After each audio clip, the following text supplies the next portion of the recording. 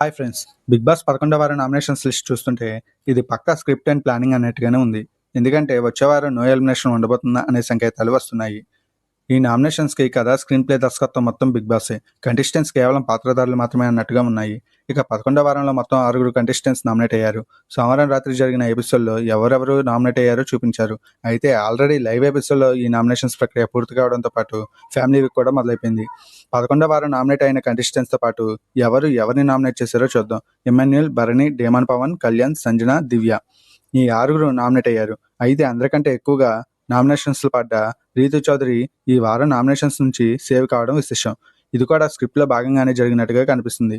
లేకపోతే రీతూ చౌదరి లాంటి అమ్మాయిని పట్టుకొని హౌస్లో ఎక్కువ రోజులు ఉండొచ్చని పక్క ప్లానింగ్తో వెళ్ళిన డేమన్ పవన్ రీతుని నామినేట్ చేయడం ఏంటి సిల్లీగా? వీళ్ళిద్దరి మధ్య లవ్ బాగా కొనసాగుతుంది కాబట్టి డేమన్ పవన్ రీతుని నామినేట్ చేస్తే షోకి హైప్ వస్తుందని పక్క ప్లానింగ్తో ఇన్పుట్స్ ఇచ్చి మరీ డేమన్ పవన్తో రీతుని నామినేట్ చేయించారనే విషయం క్లియర్గా అర్థమవుతూనే ఉంది. ఇదే కాదు, టోటల్ నామినేషన్స్ ప్రాసెస్ మొత్తం బిగ్ బాస్ స్క్రిప్ట్ ప్రకారమే జరుగుతుంది. కంటెస్టెంట్స్ ఇష్టాలతో కాదు అనేది ఈ నామినేషన్స్ జరిగిన తీరుని బట్టి ఓ అంచనాకి వచ్చేయచ్చు. అది ఎలాగంటే, ముందుగా నామినేషన్స్ ప్రక్రియలో ఎవరు ఎంతమందిని నామినేట్ చేయాలనే టోకెన్ కెప్టెన్ తనుజ ఇస్తుందని చెప్పారు.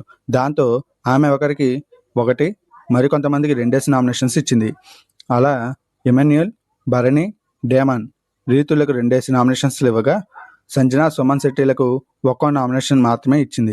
ఇమాన్యుయల్ భరణిని, రీతుని నామినేట్ చేశారు. భరణి ఇమాన్యుయల్ని, రీతుని నామినేట్ చేశాడు. డేమన్ పవన్, కళ్యాణ్, రీతుని నామినేట్ చేశాడు. రీతు దివ్య, సంజనల్ని నామినేట్ చేసింది. సంజన కళ్యాణ్ని నామినేట్ చేసింది. దివ్య రీతుని నామినేట్ చేసింది. సుమన్ శెట్టి కళ్యాణ్ని నామినేట్ చేశాడు. ఇక్కడ ఇమాన్యుయల్, భరణి, డేమన్ పవన్ ఈ ముగ్గురు కూడా రీతూ చౌదరిని నామినేట్ చేశారు. బట్ ఆమె మాత్రం ఈ ముగ్గురిని కాదని దివ్య, సంజనాలకు నామినేట్ చేయడాన్ని గమనించవచ్చు. దివ్య అయితే ఆమెని నామినేట్ చేసింది కాబట్టి కౌంటర్ వేసిందే అనుకుందాం. మరి తనని నామినేట్ చేసిన ఇమాన్యుయల్, భరణి, డేమన్లను వదిలేసి సంజనాని చేయడంతో ఏంటో? అలాగే రీతూ చౌదరిని, సంజనాని నామినేట్ చేస్తే ఆమె కళ్యాణ్ని నామినేట్ చేసింది. చివరిలో ట్విస్ట్ ఏంటంటే, అందరికంటే ఎక్కువ నామినేషన్స్ వచ్చిన రీతుని తన క్యాప్టెన్సీ పవర్తో సేవ్ చేసి నామినేషన్స్ నుంచి బయట పడేసింది తనుజ.